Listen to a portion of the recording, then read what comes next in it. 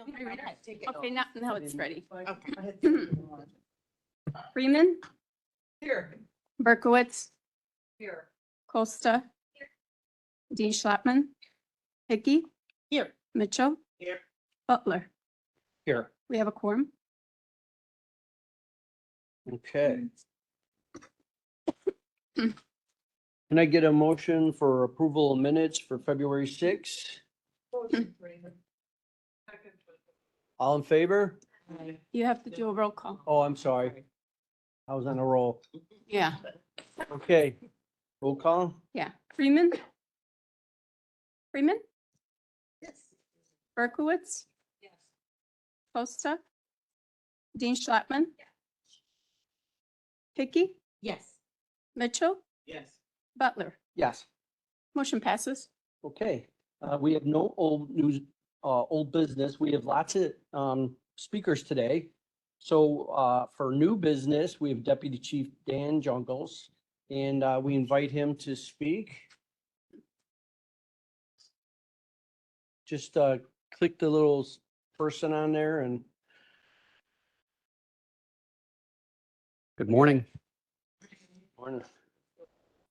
So I've done this before in previous years with the statistical analysis with the Will County Sheriff's Office. In years past, I've tend to go over quite a bit of time. So for sake of not doing that this time, Let me just stop you. okay. You are a special guest today. Take your time and present it in the best way you see fit. All right. Well, the first stat, you'll see that those are Will County Adult Detention Facility stats. Last year's average daily inmate population was just over 465 inmates. So I know everyone in this room is familiar with the Safety Act.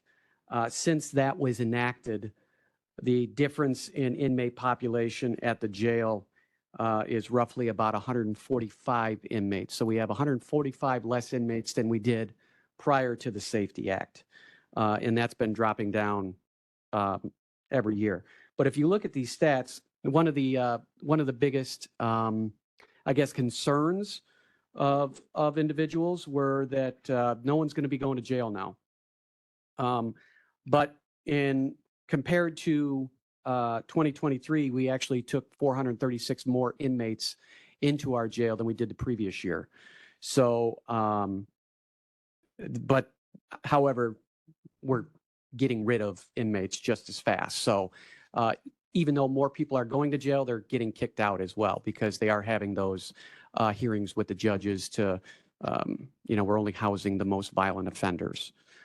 So those are the stats for that for 2024. Excuse me, just for this whole thing, when you talk about one area, can we pause for a few questions and then move on to the next area? Sure, Okay. absolutely, absolutely. So the amount of people that we took into the jail last year was just north of 5,900 people, and exactly we released 5,900 people. So we took in 36 more individuals than we did release individuals. The maximum population was 526 and the minimum was 421. So if anyone has any questions on that, I'll be happy to ask or answer. See, Julie Berkowitz. Thank you. Thanks for being here Yeah. today, Dan. No problem. So for the intakes, you said approximately the same number of people you brought in were released.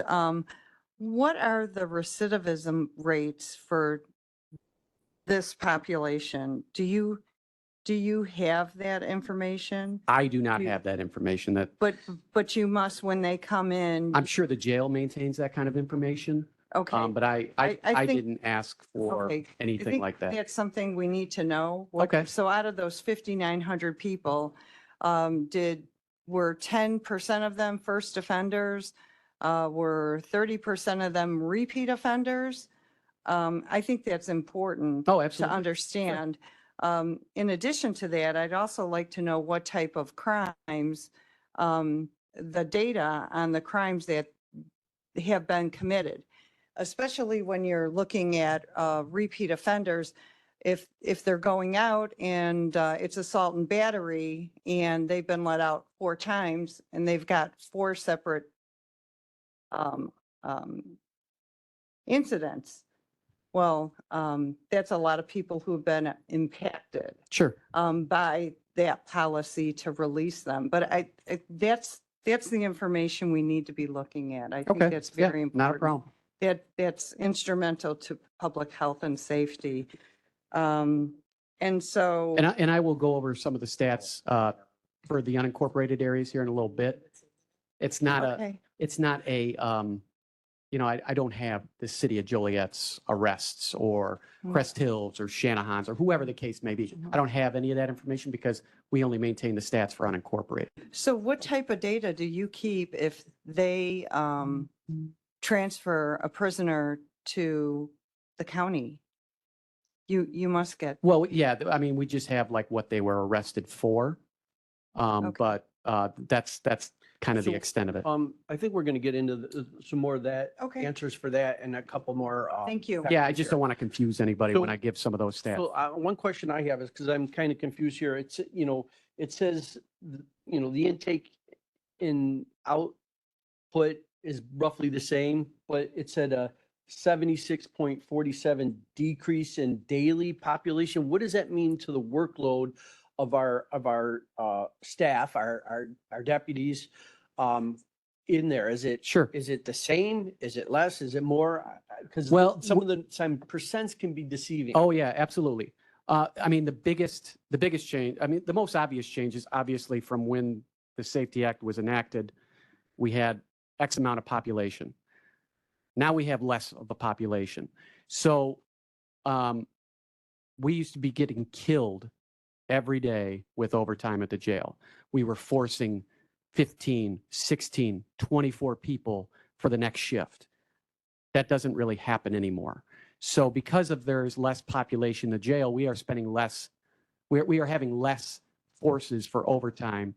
I mean, there still is overtime available, but it's all people signing up. They're not getting forced to work where they,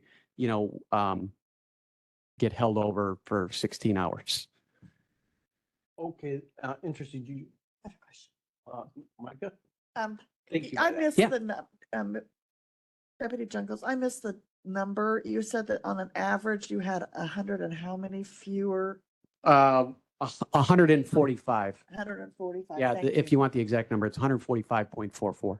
Okay, that's good, thank you. Yeah, we cut them in half. I do know, I've read your report and a lot of these questions are gonna be later in. It's a very detailed report, so, I appreciate. the Yeah, support. no problem. Okay, I think we're ready for your next slide here. Yeah, so overall, crime in unincorporated Will County is down about 3.93%, and that is covering crimes against persons, property, and society. And the next slide will kind of go into what those types of crimes are. Now, if you look at the crimes against persons, you'll see the big number that stands out is murder's up 100%, right? That's going to scare people. It shouldn't. Because in 2023, we had 2 homicides in unincorporated Will County. Last year, we had 4. So, is it an increase? Is it a 100% increase? Yeah. But in the grand scheme of things, for as many people as we service, I mean, we used to average anywhere from 8 to 12 homicides a year, and now we're significantly down on that. And I did pull the numbers from the previous years as well. Like if you look at the fondling category, and these are all categories that, for lack of a better word, conflict with Illinois terms at sometimes, because these are what the statistics that the FBI, all the statistics, every state reports to the FBI. So it's like in some states, assault is really battery in Illinois. So battery is an assault. It's used interchangeable in other states. So, aggravated assault in this case is, it is a battery. simple assault is a battery. It's not the threat of violence, it's the actual violent act. So it's a little misleading as far as the wordage goes, because it's all by FBI standards, not state standards. But crimes against persons were up 1.8%, and that murder aspect of it is the big contributor. The fondling one, though, that's basically like it would fall under a sex abuse case in Illinois verbiage, and that was up 41.67%. The previous year it was down, 7.69%. Kidnapping down 44.44%. These are all parental kidnappings. There's no stranger danger. There's no guy in a van taking a kid at a park. This is all parental type of kidnapping stuff. In the previous year, it was down 300%. So some of the statistics can be misleading unless you do a deep dive into it. And it's for all of them. Crimes against property down 7.5%, crimes against society down 13.73%. Crimes against society, this is realistically as a supervisor, I would like this stat up a little bit higher in the positive, because that shows that guys are making arrests. These are taking drugs off the street, taking guns off the street, traffic offenses where you're getting drugs on a traffic stop. And some of these, some of the laws that are being proposed right now are really handcuffing law enforcement to do our job, to make sure that the crimes against society is, how the FBI would word it, stays to where we're maintaining public safety. So, but that's another discussion for another time, I think. Okay, so, I know you did a lot of work on this and I appreciate it. I probably would have appreciated numbers rather than percentages.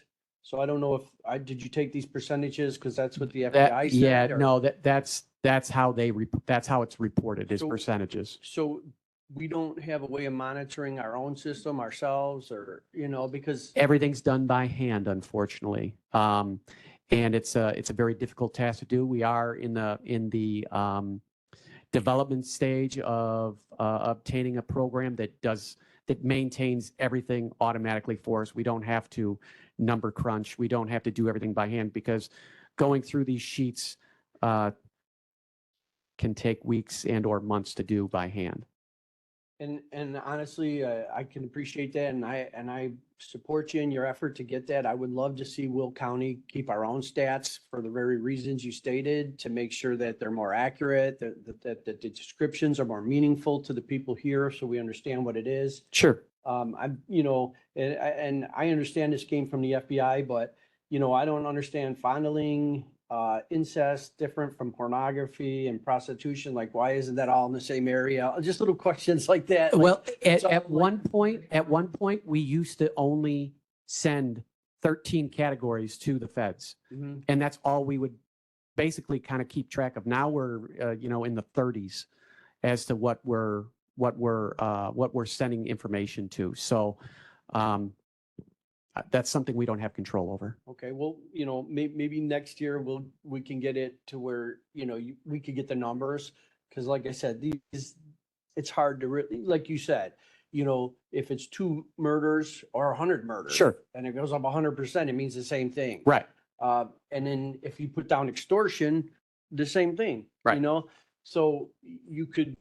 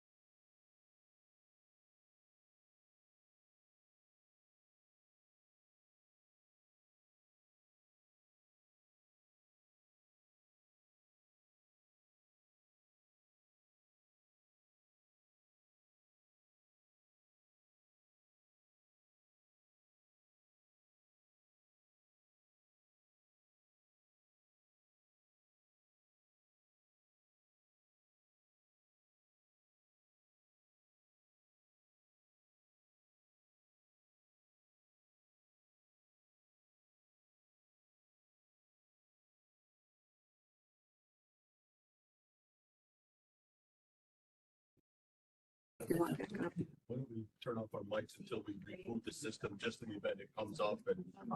I think it, So,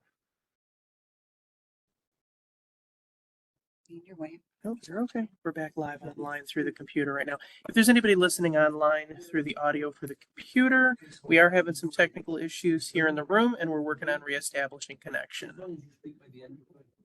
So when you see it, just. Yeah, I used to, like Cal would have to hit. some Yeah. buttons. You don't notice if you look for the green. you Right. don't notice. I am like, just like see as they come out, because then I know it's. And that's why, because the chair and the Okay. vice chair, they become that. So, which is nice, because I mean, sometimes. Who's getting- Okay. Oh, your chair. My chair probably was this entire front. Got a lot of stuff going. Take I know it feels that way, but I was here last month. But I had to go to health department anyway. I ain't gonna be at home.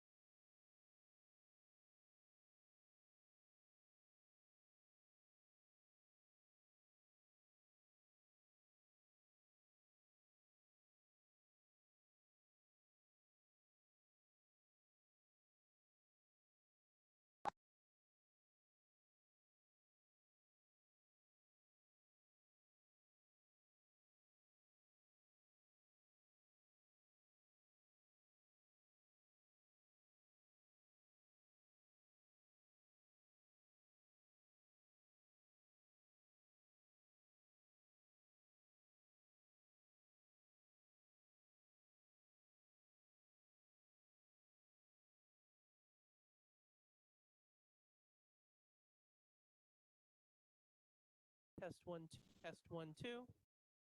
I think we're back.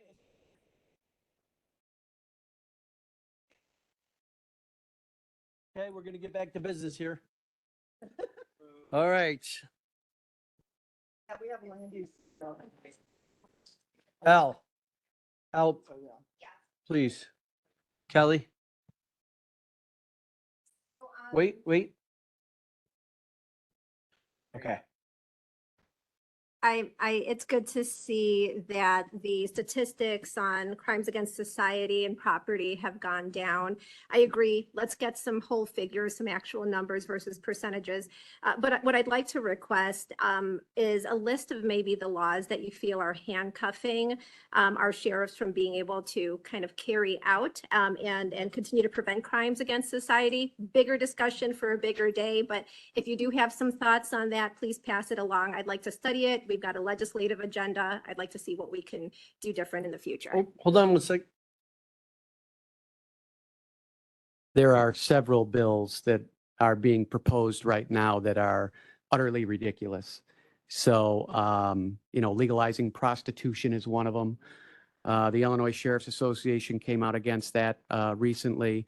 There's also another bill that basically says that if someone is having a mental health crisis, it's okay to fight the police. Those are other bills that the Illinois Sheriff's Association is speaking out against. So I can give you a more detailed list at a later time, though. Would you add the Safety Act to that? That cause of having more crime? I mean, if you're asking my personal opinion of the Safety Act, you know what, there are some good things and there are some bad things in them, just like any bill that is written. I don't agree that if someone steals a car, they don't go to jail. If they run from the police, they just get issued a citation. As a law enforcement professional, I think that's utter BS.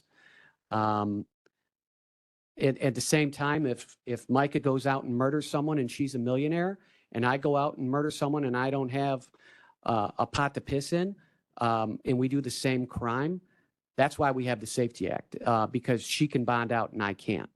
And that's that's where a lot of the Safety Act came from, is to try to make things fair for everybody in the state. But at the same time, a lot of thought wasn't put into the fact that what the ramifications of doing some of these changes in laws are, because we see a lot of mandates with police right now that no one is taking into consideration. We have a new bill that's going to be passed here shortly called Karina's Act. These are things that people, they are done in good faith and in good heart. But we may have to hire additional police personnel now to take care of this mandate. And that's the reality of things, is that because of, less forethought when they pass these bills and legislation, they don't think about the costs that are associated to them. I will go over a stat later that our crime scene unit does, just redacting body cameras, seeing how much time is spent doing that. It's an awful God number. It takes to redact a 20-minute video can take you 8 hours. So, and by law, we have to get those videos released pursuant to FOIA. So we only have, at maximum 10 days to do after we ask for our extension. So there's a lot of things that are going on that people don't realize. That's very interesting. I didn't know that. Kelly, you're up. Thank you, Chair Butler. Thanks for coming Yep. today, Deputy Sheriff Jungles. I do appreciate this format because, correct me if I'm wrong, but this is comparable in all the municipalities in our districts. Yeah, all police agencies report the same information to the FBI everywhere. I just kind of cherry picked some of the stats that I thought people would be interested in, because there are a lot more. And I can actually provide the report that was submitted, the actual document that was submitted to the FBI to this group. That would be great. Thank you. I heard you say that in the crimes against society category, you'd like to see those positive, meaning there was more intervention happening. Usually, I mean, if it's a positive number, I'm not upset about that Okay. particular one, because it just shows that guys are working real hard in making arrests and taking guns off the street and taking drugs off the street and making the community safer. Okay. Of the statistics that you've shared here, is there anything where you're like, gosh, that could be so much better if we had more staff, more money, more Well, resources? you know what? I've been in investigations quite a long time, and in that time, I've seen things progress to the point. At one point, the national average is 44% closure rate for homicides. Okay, that's nationwide. We were at one point just above that. We've been in the 60s. Now we're in the high 80s for our closure rate, and a lot of that can be attributed to the changes in technology. The changes in technology, whether it be license plate readers, which are a godsend for law enforcement. If anyone thinks otherwise, they're just misinformed, or that they're not looking at the proper information, because with that information, we can put vehicles at a crime scene. Once we have that information, we can use other technology, whether it be cell phone forensics, whether it be enhancing videos to track individuals.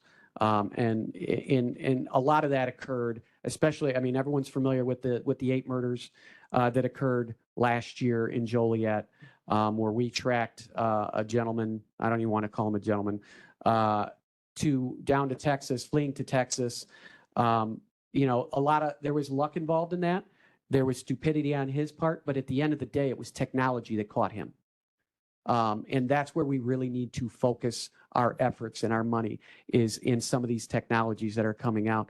It's great to have additional bodies as well, because, like I said, there are different mandates that are being put forth before upon law enforcement, that there are no other professions that have this. You look at firemen, they don't have to adhere and get all this different training for XYZ in order to make an arrest. Plumbers, it doesn't matter what the profession is, but the state is putting so many mandates on law enforcement now because of, some bad actors. Absolutely. There are bad doctors, there are bad lawyers, there are bad politicians, but you can't make the entire profession Sure. because of a couple of bad apples. You can't do that. Gotcha. It's about public safety. Thank you. Thank you very So, much. Yeah, thanks. And everyone be careful. Let's not talk about traffic cameras right now. We're going to use that for the next screen. Oh, we are? Questions coming Oh. up. Wait. I have one to question. she was waiting. No, well, you mentioned that there was a new bill that's coming through, and you said like the blank act. I don't know what you said, it green or whatever. Arenas Act. Arenas, what is that? It's basically a individual obtains an order of protection. When they get an order of protection, there's also, on occasion, a judge can elect to have a search warrant attached to that order of protection. Whereas, previous years, if an order of protection said take all weapons, well, we don't have a search warrant, attached to that, so we can't go searching through someone's house without a search warrant, because you have to have probable cause for a search warrant.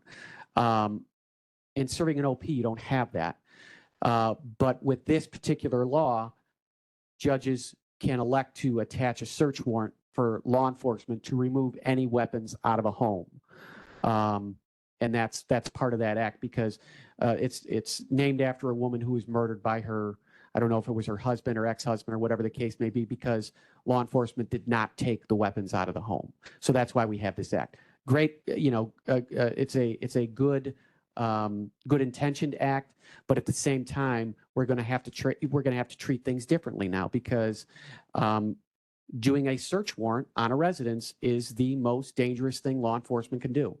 And there's got to be a lot of preparation involved here. So, Michael? thank you. I appreciate your reports, just so you'll know that. Sure. I am curious, you've mentioned several bills. Do you guys have lobbyists? Do you have a lobbying group that goes to The Springfield? Illinois Sheriff's Association does, the Fraternal Order of Police does, the Illinois Chiefs Association does, so yes. So you're I mean, the Will Okay. County Sheriff's Office does not. Okay. So Deputy Jungles, I've said this before. If you see something that's coming down the pipeline and you need our support, if you need our help, we actually do have a legislative committee and we would be happy to look into, putting this as part of our agenda Sure. for the legislative group. But we have to have you come to us because we can't follow it all either. So, you're the experts, so bring it to us. You got it. So, I think it is Destiny Ortiz, but also Chuck Pelkey, if you send anything, you could just type up, hey, this is a bill that's coming down. Can we keep an eye on it? I don't think that there would be a problem with that. Absolutely. Okay, so I know in the course of discussion, a lot of things can be sparked. Let's keep our questions geared towards the slide that we're on and then write down any questions at the end and you can ask all the different ones, just because I want to try to keep going through this. So let's move on to traffic. Well, I'm not going to spend a whole lot of time on this because I think the numbers pretty much speak for themselves. But the biggest number there, if you look at it, the overweight truck enforcement fines, just north of $519,000. And we issued about just over 1,100 citations just for overweight trucks. I can tell you wholeheartedly that number is going to be substantially higher next year because we have far exceeded that number already this year. Just in 1 month, we did more than that. So that number will probably be shocking next year to this committee. So, I just wanted to preface that. But I mean, you'll see how many traffic citations that we issued, how many,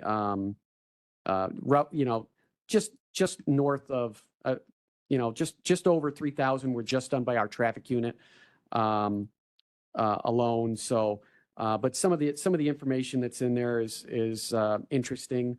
Information, only 2% of all of our crashes were alcohol related. Most people probably don't think it's that low, but it in reality it is. The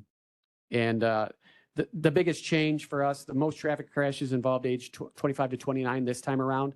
Last year it was 16 to 21 or something like that. So it's the more seasoned drivers this year that are making the most accidents. But you're going to think that most accidents occur when the road's wet or the road's icy or snowy. That's not the case. It's when it's clear and dry. So those numbers kind of speak for themselves.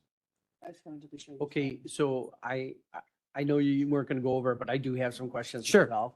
Okay, one of the questions I had was, so you talk about traffic weights, the Mhm. scales, and we only have 2, right? 2 portable scales? No. Well, we have I don't know how many scales we have, but we also utilize the permanent scales as well. So I'm asking about the permanent scales because I have a little knowledge about it. And I was wondering, how much are those scales? I couldn't give you an answer right now. Well, if they're not that expensive, I would, like to see another scale ordered because I know like on the east end, I know you guys have been working with these guys. So I understand, but I know from going over this, how spread out you are on Sure. this. So maybe another set of scales. I mean, Well, I it's can tell obviously you, generating a lot of revenue here. So yeah, pay for- the scales aren't the problem. It's the personnel because when you have the scales, that downs 2 people alone because they're heavy and they have to be taken. We have to transport them in a heavy duty pickup truck. But we did add additional personnel for the overweight. So that's why you're seeing you're going to see the increase coming up this year because we have 2 more full-time. That's all they do is overweight truck enforcement. And then we still have our part-time team, but it's the full-time team that is realistically doing the brunt of the work. Well, and again, I don't want to say, I'm not trying to say anything derogatory or Oh, yeah, anything, no. but if we could see a little more attention on the east end, right by the border where these trucks are coming from Indiana. I know they kind of get, forgot out in ag country. out Oh, there, but- they're on Wilmington Piatone Road all the time. Well, yeah, but I'm saying is where else, sometimes I the don't know. scales don't get out to the east end that much. And I know that when they call, you guys do come out, but I also know that you only have so many resources. So Sure. I'm just saying, I would like to see a little bit extra resources applied there. I mean, it's obviously getting $500,000 at least in returns for their efforts. Well, so it that's, actually pays that's not off. money in our pocket, just so you know. No? That's just the This is not fine. money. Well, you'll have to ask the state's attorney's office for that. I mean, it gets divvied up a lot. The state gets most of it. The county does not get a whole lot of that percentage. Do we have to go into executive session to find that out? No, just- No, it's regulated by state law. Yeah. Okay. So what does happen to that? Oh, Yeah, the state gets the most.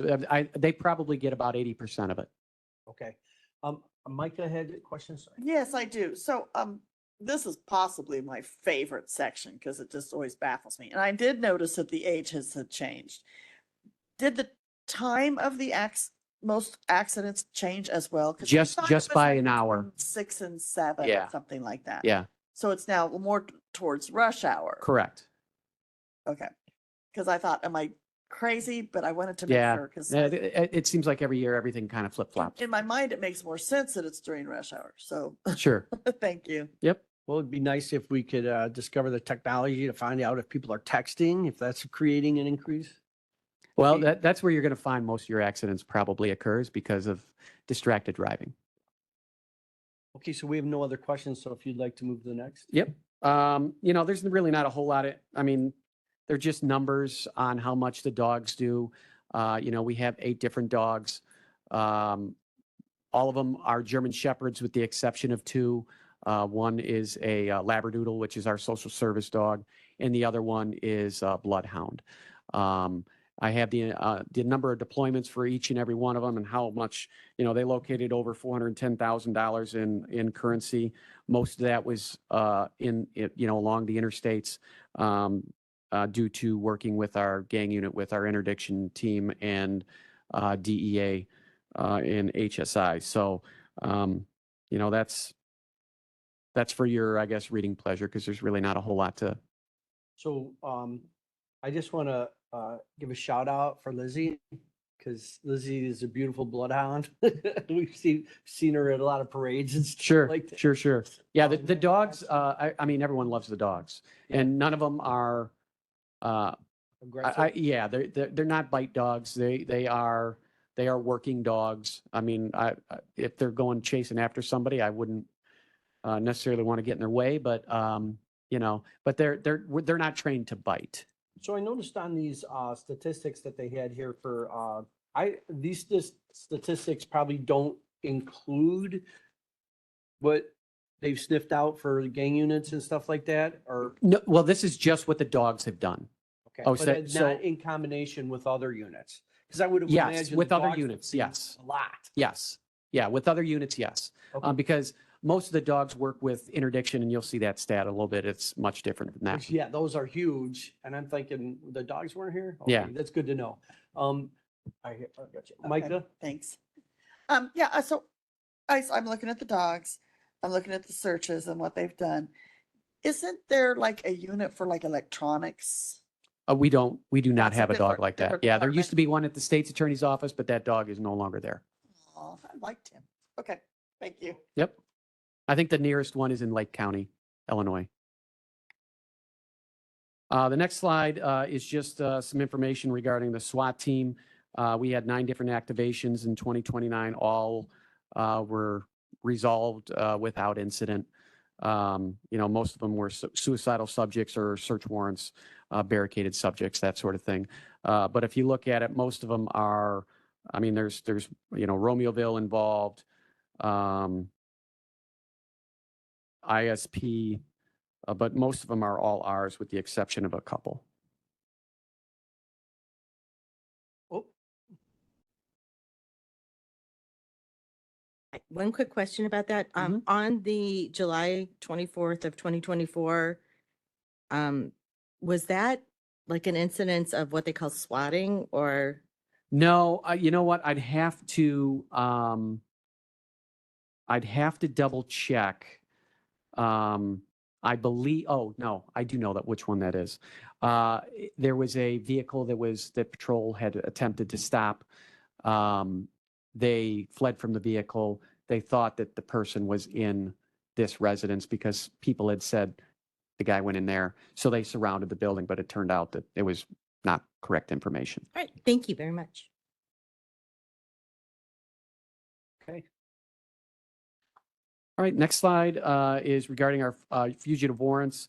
You know, the one big thing that sticks out in this is the extraditions. People don't realize that our deputies will fly to go pick up other people. You know, they logged over 11,000 miles, air miles, to various states for 30 different individuals that had warrants out of Will County. So they work exclusively with United States Marshal Service. The only warrants the United States Marshal Service go after are violent offenders. These are your murderers, your shooters. You know, they don't deal in misdemeanor arrests. They don't deal in a battery. They don't deal in. They only deal in the worst of the worst cases. But if you look at this case, 73 Will County warrants, and that's across Will County. So it could be a Joliet warrant, it could be a Will County warrant, it could be a Shorewood warrant. But out of those 73 cases, 72 of those were resolved with the assistance of the U.S. Marshal Service. So when they go after someone, they generally find them. And I believe that one that wasn't resolved in 2024 was taken into custody earlier this year. So you know, they do an awesome job for us. And I can tell you, I know they were submitted this year for the Unit of the Year award. So I don't know if they're going to get it, but they do a bang up job. So, and some of these members are not just from the sheriff's office, but also from the jails, or No, no, they don't have officers no, that are all of eligible? our fugitive warrants team, they are strictly police officers. There is an aspect of picking up warrants through the jail, where they'll go to a jail that you know, someone's got a Will County warrant, they'll go to Cook County, pick up a guy and bring him back to our jail. But as far as the fugitive apprehension team, it's all police. Thank you. Yep. All right, we're next. She has another meeting she has to go to. So Okay. she has another meeting to do the resolution. I mean, I got a lot of stuff here, so I mean, I don't want to take anyone. No, we've got more than enough members here. So the next slide is our criminal investigations unit. I just, you know, wanna, you know, I put it in red there that they won the 2024 Illinois Homicide Investigators Association Award for the work done in a murder, the Joliet murder that involved that individual that killed 8 people. But if you look at some of the cases assigned, last year, detectives were assigned 1,788 cases. The year before, they were only assigned 542. So the workload has gotten significantly higher for detectives. So, and you'll see how many cases are still open, how many arrest warrants, how many arrests were made in person. But if anyone has any questions about this slide, I'd be happy to ask or answer.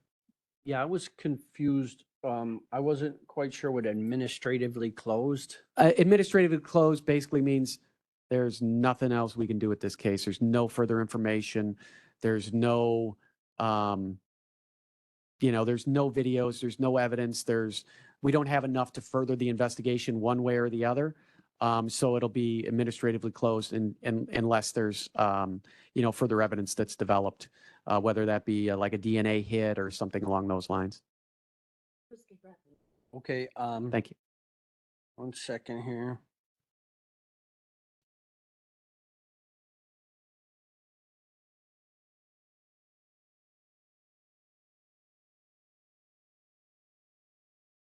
I think we're good on that then.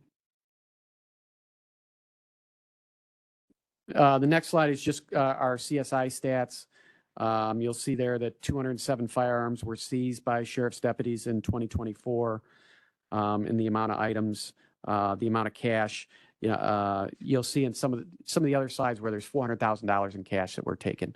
Well, some of that is maintained by other PDs, the DEA, Homeland Security, whatever the case may be, because with if we're doing an asset seizure for cash especially, we get more bang for our buck if we go federal charges. So if we're working with a federal agency, whether that be FBI, whether that be HSI, whether that be DEA, we want to try to go the federal route to get more money back that's awarded to us, so we can use that to help, put public safety forward by different programs or different products or something like that. I love that idea. But if you look here, our CSI personnel, we have 3 full-time people that do the body worn cameras. Well, actually 4. One's a supervisor, but they spent over 50,000 minutes redacting 208 videos, which is an absorbent amount of time. So, I mean, just even downloading 151,000 minutes of copying videos. So they keep good statistics there by the minute, because this is again another mandate that's put forth on law enforcement that no one thought of, because to retain those videos costs a boatload of money, especially when you have as many videos as what we have. So. And this is for, so people can FOIA them. Correct. Well, yeah, FOIA evidence, get them ready for trial, that sort of thing. Next is our social service unit. They are our social workers that work for us. We have 2 different grant coordinators that are part of social service. The canine handler for Chase, our comfort dog. Some of the information there, the biggest one, we've had some of these programs here for years, but the newest one is this deflection grant that we obtained this past year through ICEJA. And I don't have a whole lot of data there because it started August 1st of last year, and I cut it off at December 31st. But with that program alone, they followed up with 109 different individuals, and provided referrals to 12 people. We've been paying for, whether it be clothing, whether it be, to get people haircuts for job interviews. These are individuals that, are addicted to narcotics, that are trying to better their situation in life. And that's basically what that grant was obtained for. We're providing housing. Yeah, the little boy that was murdered in Plainfield, the Palestinian boy, this particular unit, I mean, full bore ahead, because she had no family, she had no house. We got her those things because of some of the programs that the sheriff's office utilizes, and it was a unfortunate situation that turned positive for the victim, the mother in that case too. So they do a great job. So in the social services unit, I'm assuming that we also have police officers there, sheriff's deputies? No, they're just social workers, civilian staff in that particular unit. I've always thought that we should intertwine our deputies, our police force with a unit like this, because I think it's important for, these officers not to only be exposed to the crime. Oh, but be yeah. part of the No, building that is process. part of it. They're just not assigned to the unit. So like we have the Too Good for Drugs program, which is taught out in the Homer schools. Those are all taught by deputies. It's basically, it's not a DARE program. It's not a Scared Straight program. It's a life skill program where to be a better person, to make good choices type of program that the deputies teach. On that note, are these people kind of just, that's what they do, or are the officers being rotated in? They're being rotated in. So everybody ends up on that unit. Yeah. Anyone that signs up, that wants to be a part of the program can do that. They can take part in it. Yeah, so that's kind of different than what I was thinking. I really feel like just for the mental health and the perspective. Oh, absolutely. that every sheriff or deputy, they should all be in it. It takes them out of the cycle of just, thinking one way having to combat criminals and pulling people off the street. And it gives them another aspect where they spend a little time building people up and kind of desensitizing Sure. themselves. Well, Nice and good policy. we did attain a grant last year for a peer-to-peer program for mental health for the officers. So we were able to train 3 individuals on that peer-to-peer program, which hopefully we can make throughout the department here in the very near future. It just has to be approved by the Illinois Training and Standards Board as a class. So that's what we're waiting on right now. Could you explain that peer-to-peer a little bit better? Basically, you have an issue. You're a police officer. You have an issue with responding to a call. You need someone to talk to. That's what the peer-to-peer program is for, where you can reach out to your fellow officer and talk about it and get some things off your chest. That's basically, I guess, a way to put it in a nutshell. I guess, when we think about officers and stuff, and I'm not putting any words in anybody's mouths before I say this, but I like to speak plainly. Profiling is considered bad, okay? In nature, it's considered a way to survive. When you're in hostile environments, you tend to look at things more like that. But what we really want to push is situational awareness. And it's easier for officers to have situational awareness when they become a little more desensitized to a situation. So maybe their first instinct isn't to see somebody, and because of repetition, usually it means this. Maybe when they see somebody in an alley, at 10 o'clock, instead of thinking they're there to rob the place, they might think, well, the place closes. It's, getting close to where the worker's going to come out. Maybe this young man's girlfriend's inside there and he wants to pick her up because he wants her to be safe. It's a completely different way of looking at it.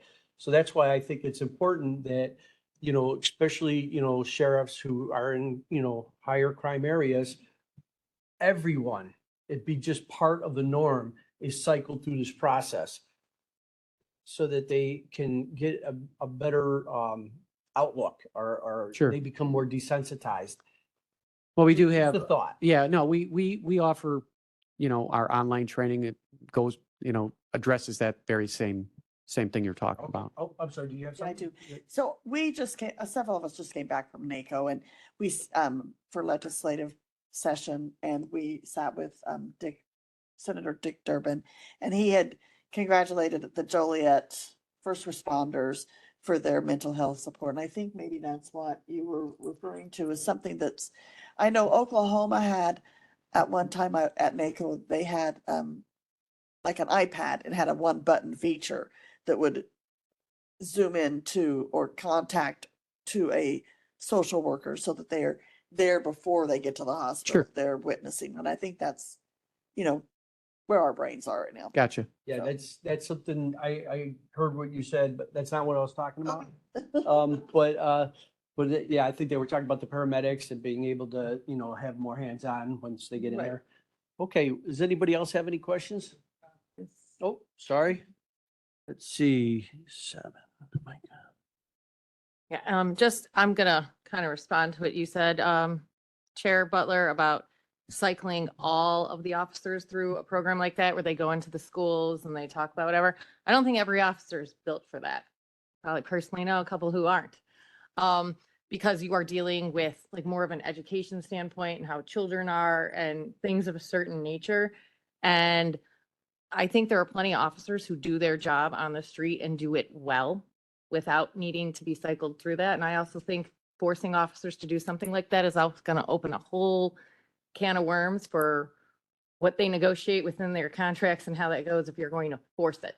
That's just my thought. Yeah, it would violate the CBA. Yeah, I think it would. Well, just to be clear, I'm not forcing anybody to do anything.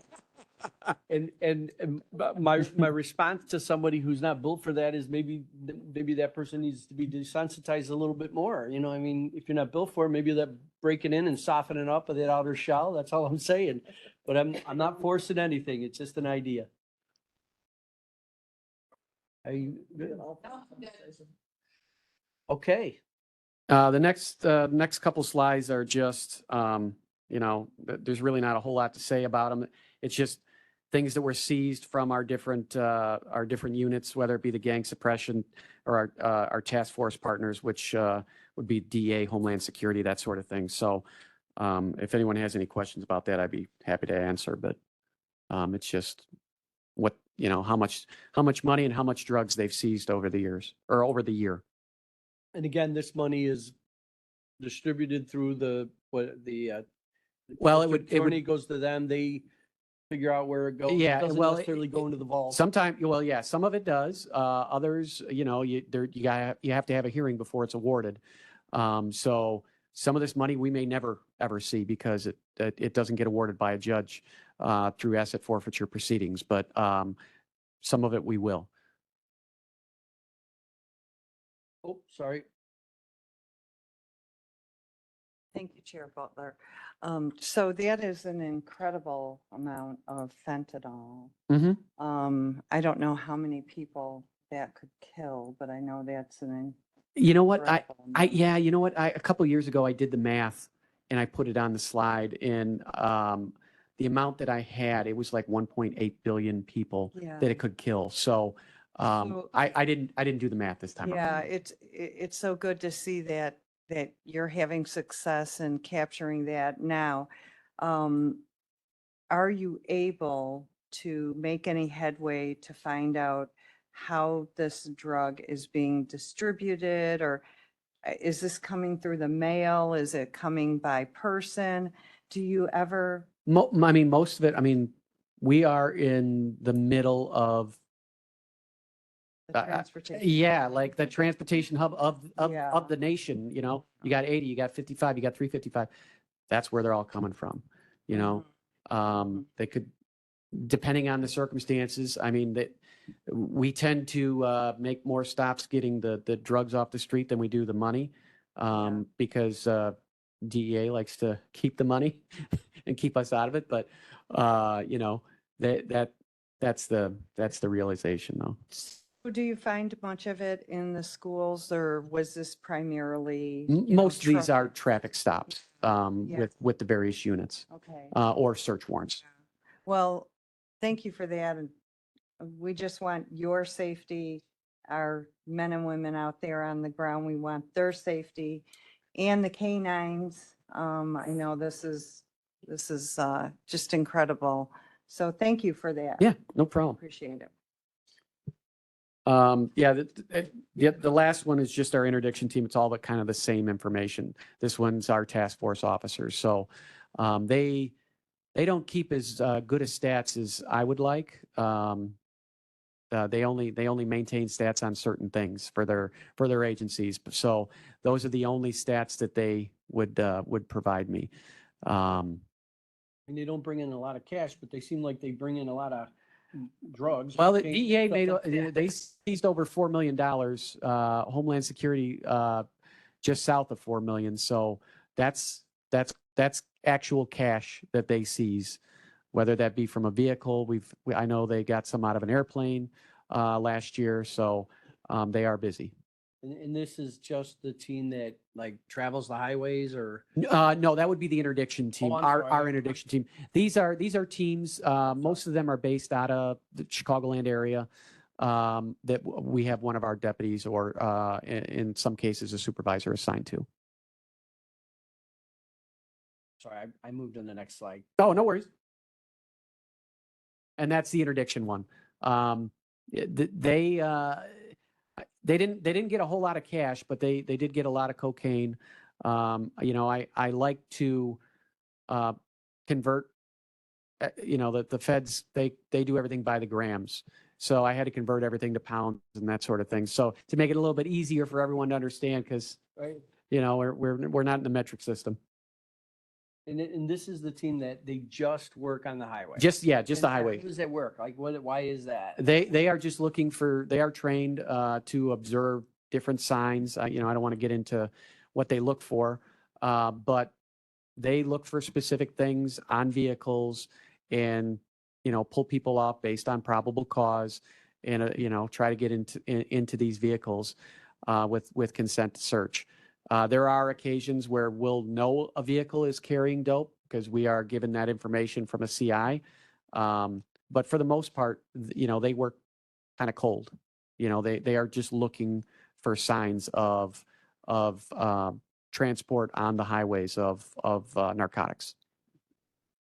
Makes sense.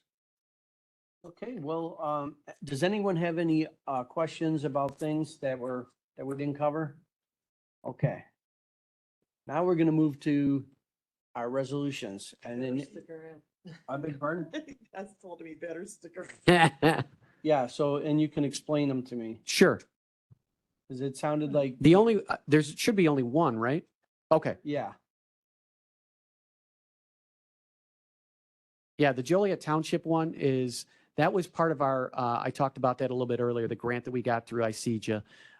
We're basically going into an agreement with the city or with Joliet Township for vehicle services.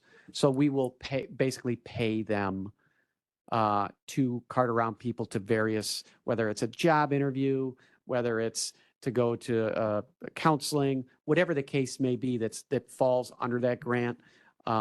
Regarding the deflection portion of it, that's basically what the agreement's for. We're paying for them to transport with the township vehicle. I think we need a motion to discuss first, a motion and a second, and then discuss it. Oh, I'm sorry. All right, motion to discuss intergovernmental Motion, Dean Schlottman. Second. agreement. All in favor? No, now we can all open it. All in favor? Oh, there you go. Okay. Just wanted to follow the rules. Good catch. Thanks. It's like, before we go much further, we really have to put this on the Okay, docket. so my only question to this is, you got this grant? Mhm. Why just Joliet? Why not Well, everybody? the Joliet part of, so we have another grant as well. And that particular grant it's for the Will County Substance Abuse Prevention Coalition.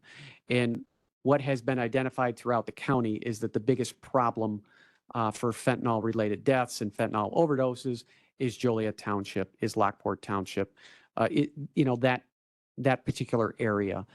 So we went into an agreement with Joliet Township because they're the township that has vehicles to assist in this process. So, I mean, the majority of overdoses throughout the county occur in Joliet Township, whether it be incorporated or unincorporated Joliet. And I'm assuming municipalities already have that service, that's Yeah, why. yeah, most I mean, it's all dependent on each. I know I think there were 3 other grants that were given out in the area for this particular program, but most, we don't have a busing. The sheriff's office doesn't have a busing contract or anything like that where we can cart around people, because we don't want to use our deputies to do that because that's taking them away from their duties. So that's why we wanted to go into talks with Joliet for them to supply their township vehicles, and we would pay for them to we would reimburse them to do that. Yeah, no, I kind of understood it goes with the social services Correct. program that you're having, but I just was confused as to why it wasn't the whole county. Yeah, But no. I understand now that, not many townships probably have those vehicles. Yes, vehicles, if the biggest problem with getting anyone to any program throughout any township throughout this county is going to be transportation. Okay, we have one question. Oh, we'll have 2, but first we'll start with Julie. Thank you. So is this a grant program? Yes, And what is the name of the grant? it's a grant, deflection grant through the Illinois Criminal Justice Authority. Because I honestly didn't see It that. may not be Yeah, in yeah. that document. Okay, so when I read this resolution, it's very, very long, which usually we try to avoid. It doesn't reflect that is the purpose of this resolution. I immediately thought, well, this is Will Ride. In several of the paragraphs, I wish Chuck was here. Is Chuck around? What do you? Okay, so because the paragraphs, for example, this one says the county and sheriff provide health and social services to the resident of Joliet Township who often lack transportation, et cetera, et cetera. Then it continues in, two paragraphs below it, again, health and social services and programs to the residents. That should actually reflect the purpose of the grant and your program, because this is not necessarily just going to residents, it's going for specific, it's in its specific use, correct? Yes. So this, that's what I'm bringing forward. I think there's a problem with the Did they way use- that Did they use the term clients? the resolution should reflect the purpose of the service, which is tied to the grant. Yeah, I think it's very. the important grant to is make that only, clear. it is only good for one, at a 1 year period of time. So if the grant goes away, it would not be part of this IGA. And if the sheriff's office elects to continue this program without the grant doesn't matter because it's coming out of the sheriff's office budget. Right, but I'm just saying the way that this is written, I would like it to accurately reflect the purpose and the population it's geared for. This just says residents. So. Residents of Joliet Township, because they're not going to operate outside of their township. Correct, but it's Oh. residents under. a I'm certain sorry. program. I'm Correct, sorry, Dan? Julie, hold on one second. Can you press your button again? I It's was- on, it's I on. was switching So, over. no, that's okay. Oh, so we can amend it right here, right now to make it, so we can have it go through. So if we would like to put in that specific, information, Julie, if you have it, I know. Yeah, I can tell you, as far as Right. the IGA, that was language that was written between the Will County State's Attorney's Office and the township's Okay. lawyers. Yeah, because Make I the understand statement. what I it's, have a question for you. I understand what it's supposed to represent. So I'm just, to make everyone comfortable.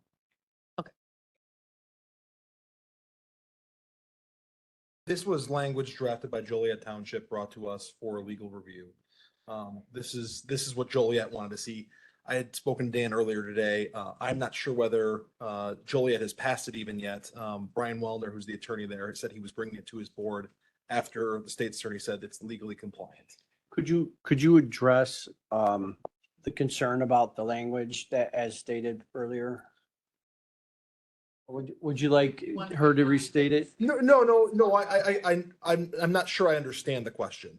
You want it to be more specific to say that it's only going to address Joliet Township, Can you, yes.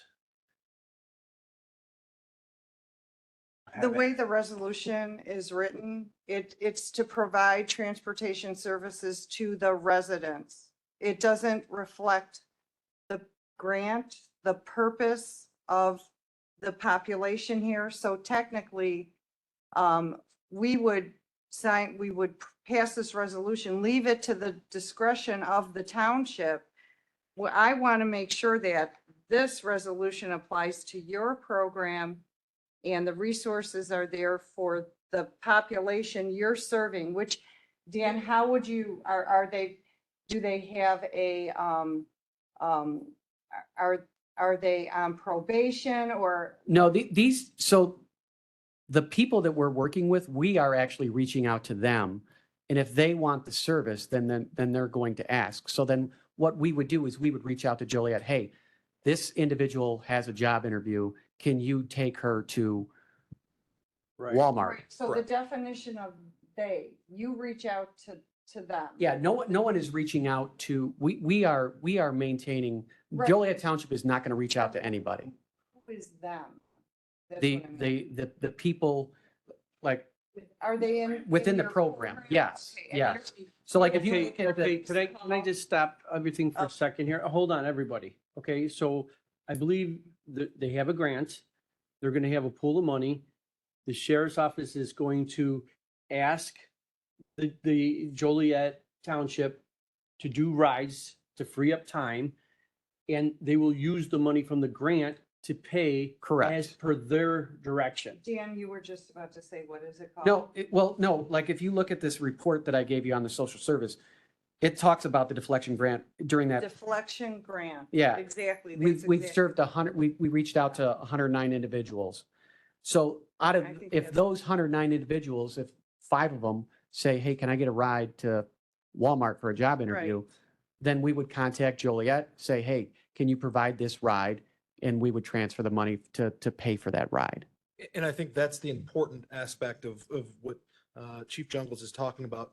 There's no way, based on this structure, for Joliet to divert any money because if it doesn't come from the sheriff's office, there is no reimbursement for ride.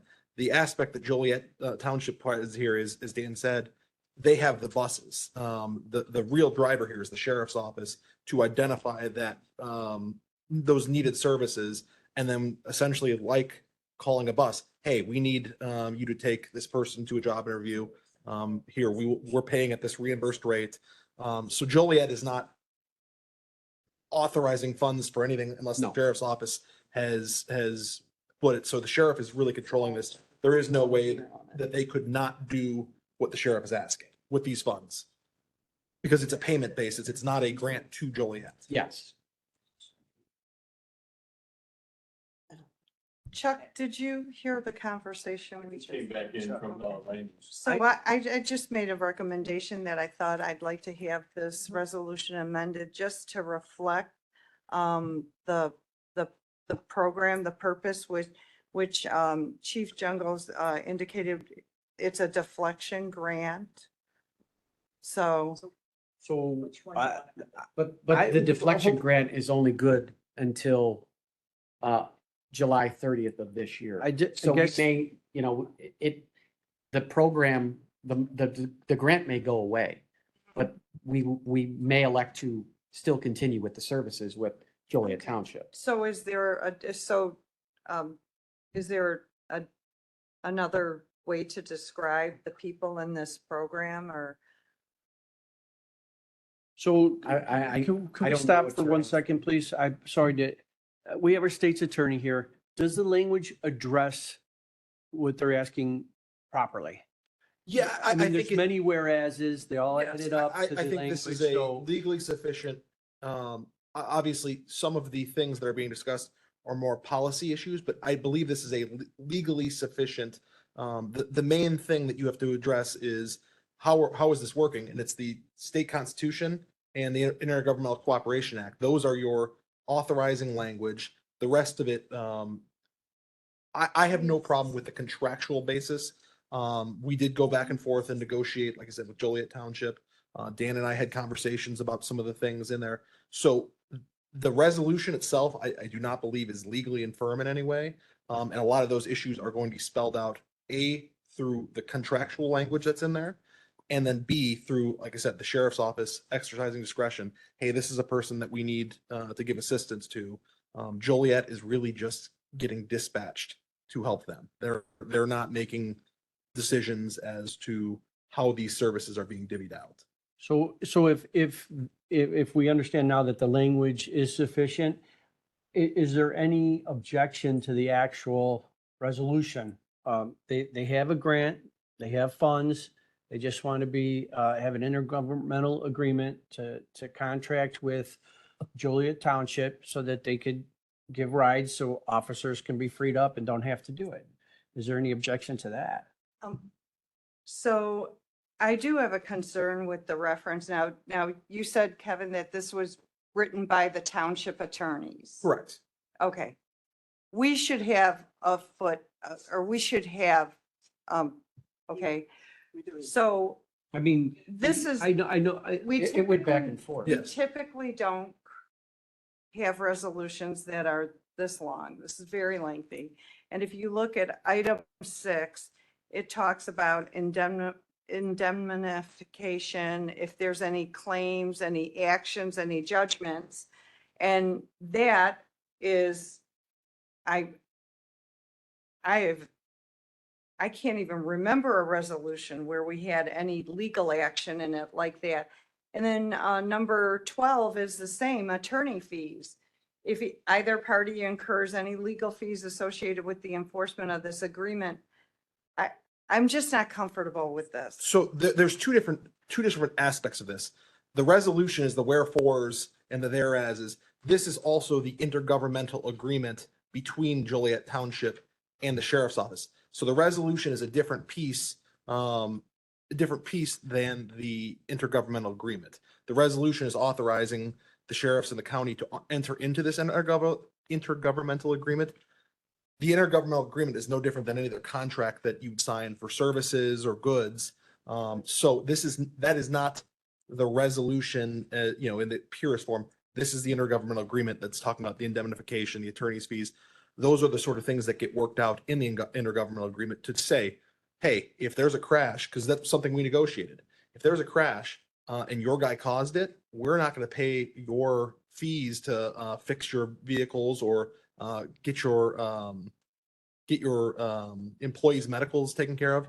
So those are the things that are worked out outside of the resolution. Those are two different things. Then, but when you look at this document, look at the 4 pages of this document, they're combined. And I have never seen an intergovernment agreement combined with the resolution. So So I would suggest that if you wanted to make a motion to postpone or something like that, I think we've kind of hashed this thing out. So we're left with either, approving it or coming up I with a separate would like to motion. do that. I'd like to motion that we postpone this and reflect on the way it's brought forward. And Chuck missed the conversation, so we can talk about it. And Well, thank you. All right, so we- I would second that. You're making that motion. Okay, we'll take a roll call vote on this.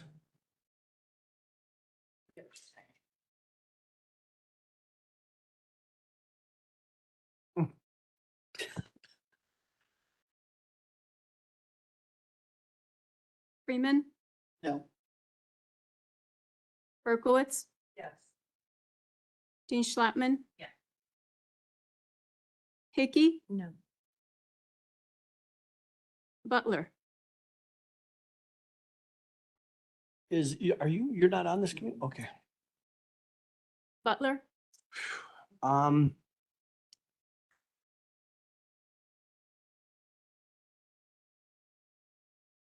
Okay, I'm gonna vote, yes. Although I don't find anything wrong with the language, I would respect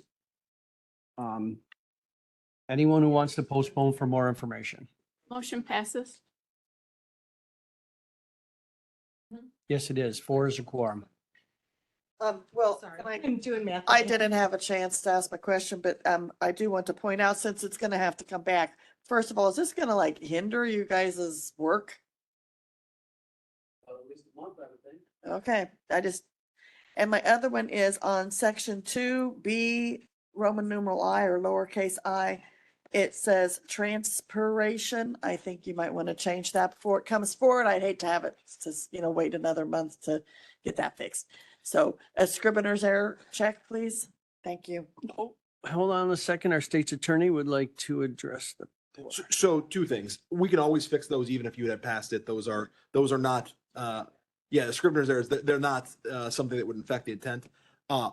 This will have to go back through Joliet Township too. They may say, we think this is how it should look. And then I'll attempt to negotiate something with them. But this is not a one-party sided thing. It's already gone through their legal. I don't know whether Joliet Township has passed this already.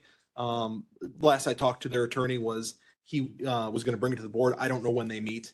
But I will reach out to Mr. Wellner after this and say we have these issues and we'll get that scrivener's. error Thank you. fixed. Yeah, I was just looking, it does look like there's 2 separate things. There's the intergovernmental agreement and there is the resolution. So they are separate. Thank you. But I will reach out to Mr. Wellner. Oh, okay, and obviously this was just a recommendation to bring it forth to the executive committee. I have no problem with what you're gonna do, but I always want to allow people more information so they can feel comfortable to vote. So that's why I agreed to postpone. And I always, 99% of the time will agree for that, just for that reason. So I just wanted to thank you very much. Thank you for being patient and answering all the questions you answered. I actually enjoyed the meeting.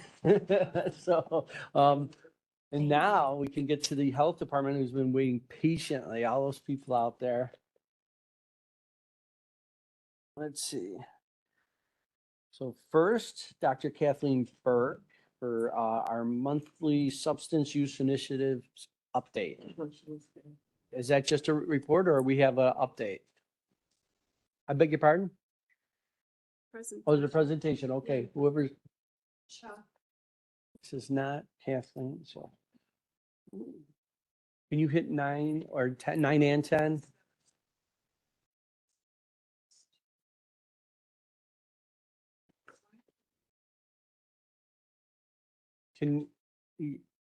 Did you both, are you sharing or? Okay.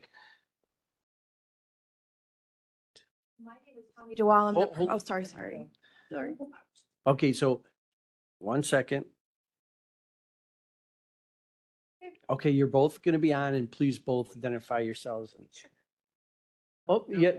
Don't put that, press that button, press it. One more time, press it one more time. And keep your itchy trigger finger to yourself, okay? All right. My name is Connie Dewall. I'm the program manager for Will County Substance Use Initiatives. I take direction under Dr. Kathleen Burke, who is ill today. So on her first presentation, if you just wanted to go through it, if you have any questions for her later, feel free to ask. But we can go through this one. That's fine. You can look at it at another time, which would be fine. But we have another presentation, which Sylvia and I will. My name is Sylvia Muniz. I am the Director of Family Health Services at the Health Department, an OB nurse of 28 years. I don't know if you all have been familiar at all with the IDPH maternal mortality and morbidity report that came out in 2023. It was found that the number one cause of maternal mortality from 2018 to 2020 was substance use. So we kind of identified that obviously as a problem. And so Dr. Burke received a grant for harm reduction in this population. And harm reduction meaning to decrease the occurrence of overdose, to decrease the maternal deaths related to substance use. So created this project with these kits. And the problem with this population is that we don't know where they are. Pregnant women fear losing their babies to DCFS. And so a lot of times they do not seek prenatal care. They do not seek any kind of support or services from any kind of the agencies out in the community. They just show up at the hospital and deliver their babies. And then comes that stigma, the judgment. So it gets reported anyway to DCFS because hospitals are mandated reporters to do so. And then DCFS does their investigation of the family of the home and determine the outcome with the child at that point. But these kits that were created are meant to reach these women in any way that we can. So we're working with agencies like within the health department. There are a couple of programs that might touch these women. Better Birth Outcomes is a high-risk pregnancy case management program. We might see them in WIC. Our community health center will definitely see some of these ladies. So we are trying to get these kits to them. We have 300 of them. And we'll pass it around so you can see the goodies that are inside. But they have some Narcan fentanyl test strips. That's a requirement of the grant that she received. There is also some personal care products, in addition to education. Education with resources that are available to these women, well woman resources, warning signs related to pregnancy and postpartum. What else am I missing in there? Well, condoms and lubricant for its way of harm reduction, because we don't know the direction of where the mom is going yet in her life. So it's still offering harm reduction and protection for her. So yeah, you That's can it. pass those around. If you want to pass it, do you want to go this way? I'm sorry, did they include any like the Narcan or Yes. some of the other stuff? Yes. And then that stuff's not potentially dangerous to the baby or anything like that? No, it's not. So if they were pregnant or breastfeeding or, okay. No, I mean, we've given Narcan to babies in the delivery room. So not for a known addict. You don't want to do that, but for other reasons. So questions about the kits, about There's another slide. there. Oh yeah, there are more There's other slides. Mhm. This team, as you can see, it's not just it's several agencies and community members that we that are included in this team. It kind of started off with, I think, us and Dr. Burke, and then we pulled in our team from Royal Women Grant, Ashwari and Joan, they're here. Some of the OBs, a couple of the OBs from the Community Health Center and the OB nurses from the Community Health Center. One of the doulas that works at Catholic Charities, and Shayla is with Blueprint, which is a counseling agency. What is the shelf life of that Narcan and these other things like? Well, shelf life is up to 5 years. But we have it through it comes to 3 years with us through our distributor. But actually with Narcan, it can go a long time if it's kept out of inclement weather. Just trying to break the stigma and bring women forward that they don't need to be afraid anymore. So we're just trying to do as much as we can, along with our substance use initiatives that we've been doing for going on 6 years now, to broaden that out to a different population, a more important population. And it's discreet, so they can put things in discreet ways and have something to feel good with too. Julie? Thank you. So now, does your program have anyone to speak with the new moms at the hospitals? When? No, we don't have that within this program. However, within the substance use initiatives program, they have peers now. And, you know, they mentioned peers in the previous presentation. Our hope is that with these peers, we'll be able to reach more women, reach more moms, because they are more likely to speak with somebody that's been in that same situation, that truly understands their situation, as opposed to a nurse who is preaching to her or whatnot. We don't quite have that built into the hospitals yet. That's actually one of our part of our barriers, is because the stigma, you know, is going to appear there as much as we, you know, that judgment appears there. So It would be a direction that we would like to go in, since we just started our peer support program last year at the health department, our behavioral health, substance use and mental health. So of course our mind is thinking which way we can go. And this was a discussion that we would like to discuss further and look into having peer support with women in the hospital. Michael? So I know I'm going to sound like a broken record at some point, but I did see that doulas were mentioned on this provider and input screen. Postpartum is in pregnancy and postpartum. Seriously, those are two such important periods for mom. And we go through so much trying to, one, get used to being pregnant and two, having had a baby. Doulas can help through that pregnancy and delivery section. I would really like to see us focusing a lot on being able to implement that in our health department and those services, because there are a lot of single moms. And if I'm uncomfortable and I have an addiction, I may go to the addiction rather than, trying to find someone to help me. But if they have someone, that someone could possibly help through a problem. So I think it would be a very important step. Thank you. Not just a broken record, preaching to the choir. Doulas.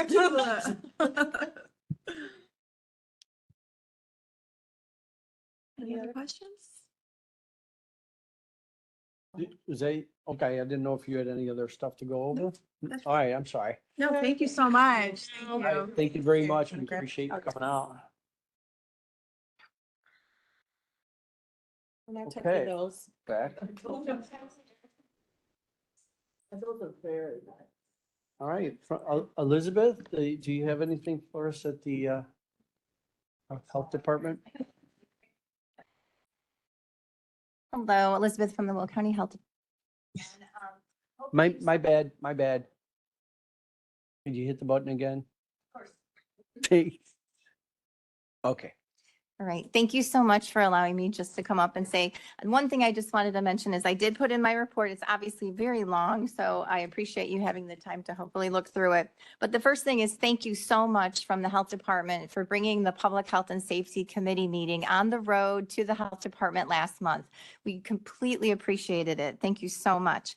In my report, it is quite long because we tried to do some end of year summaries. So I did provide for our health equity manager some information regarding how many engagement events they were at and how many events they have coming up. We also provided under the safety, we provided statistics for 2024. I'm hoping next month to bring Caitlin Daly so she can speak on behalf of MAP, the Fall Forum, and also the Access to Food Work Group and the initiatives that they're working on. So hopefully she will be here next month. We also had a wonderful celebration in Family Health Services for IRIS, which is the integrated referral system. It turned 5 years old, and so we had that celebration. There's quite a bit of detail in my report regarding that. We also have staff here from a variety of my different departments. So if you have any question regarding any of the departments, we have individuals from environmental health, family health services, behavioral health, and administration. So one of the other things I just wanted to mention was that we do have our fall forum coming on April 25th. So that is through MAP. So as soon as I get an invite, I will make sure that that is sent out, because as we look at the needs of the community, we need everyone's input on that. So all of you would be valuable resources to have participating in our MAP Fall Forum. The other thing I will bring next month is our annual report. Our annual report is due statutorily to be posted by March 1st.